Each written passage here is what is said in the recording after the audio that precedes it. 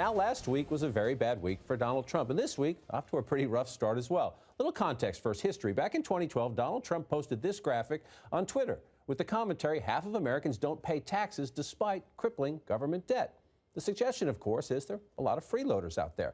It turns out Donald Trump may well be one of them. The New York Times obtained copies of 1 year of Trump's state tax filings, and they show he claimed nearly $1 billion in losses that year, 1995. And because of that, tax experts told the Times he could have avoided paying any federal income taxes for nearly 2 decades. Now, his campaign is threatening to sue the newspaper, but his surrogates tell you this is exactly why you should vote for Trump.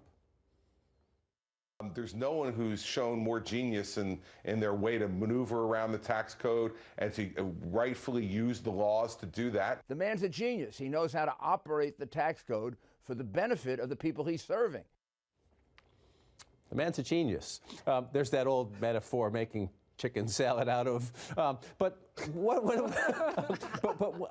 are they going to say, I guess? The Trump campaign, any indication he'll decide, okay, here's the rest of my taxes, put these in context. They don't deny the authenticity of the forms. They just say the New York Times obtained them illegally. Maybe we're going to sue you. The Hillary Clinton campaign, we're told, has a brand new ad on this. We're going to try to turn it around and bring it to you. Where's this one headed? He is not going to release his tax returns. I am willing to predict that. But look, I mean, what's the upside for him releasing his tax returns? Is he going to win a single voter over, a single undecided voter over? And I think, though, that the bigger question for him as people begin to process this is not even so much that he used the breaks that are available in the law, but that they were born of a gigantic business failure. In the middle of the 1990s. The economy was booming, and somehow he managed to have that chicken salad moment with this business. His casinos were losing money. His airline was a failure. He had the Palace Hotel and some other real estate investments that went bad. And this happens. It happens.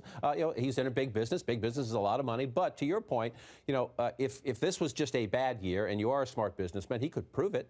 He could prove he had very good years by showing us other years, right? Yeah, but he isn't going to do that. And he's also not going to help his surrogates either. I mean, there may be no harder job in American politics than being a surrogate for Donald Trump. That's why there are only 3 of them.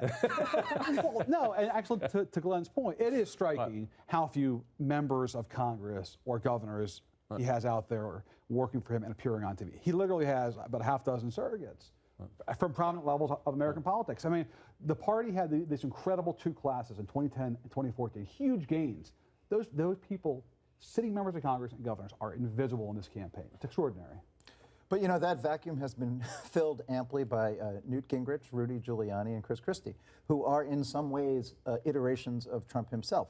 So they don't really bring anything in terms of a force multiplier. It's basically there are 4 Trumps out there saying exactly the same thing. And by the way, they are saying exactly what Trump says about himself, that he's a genius. They say he's a genius, but it's very frustrating, not just to us. News organizations, we ask for more information, we ask for clarity, we ask for context, explain the loss, explain what loopholes or what deductions. Legally, there's no indication Donald Trump did anything illegal here. But it's also frustrating for Republicans. There are a lot of candidates out there for Congress and for Senate and for governor, and they get asked about this stuff. And when you talk to their campaigns, they say when they reach out to the Trump campaign, they get the same talking points, that he took advantage, he didn't do anything wrong, took advantage of loopholes available to him, and if he paid very little or nothing, that makes him smart. Right, and guess what? Most Americans don't want to pay taxes anyway, or want to pay as few taxes as possible, so that's what Donald Trump was doing. The problem is they're going to be hearing about this in television ads. I mean, Priorities USA already cut an ad that they're playing in some of these battleground states. It's featuring a woman in Ohio where she's talking about Donald Trump is playing by different rules. She had to pay taxes. He's not supporting veterans. He's not supporting schools. So it's going to be really, really tough for them to get out of this. And it just, Hillary Clinton brought this up in that debate. This is going to continue to dog him. I think you're right. He's not going to release the taxes, but you get more questions about who he would be as president. Also, would he close these loopholes, right, that allowed him to take advantage of this large tax write-off in the early 90s? Apparently, no, if you look at his tax plan.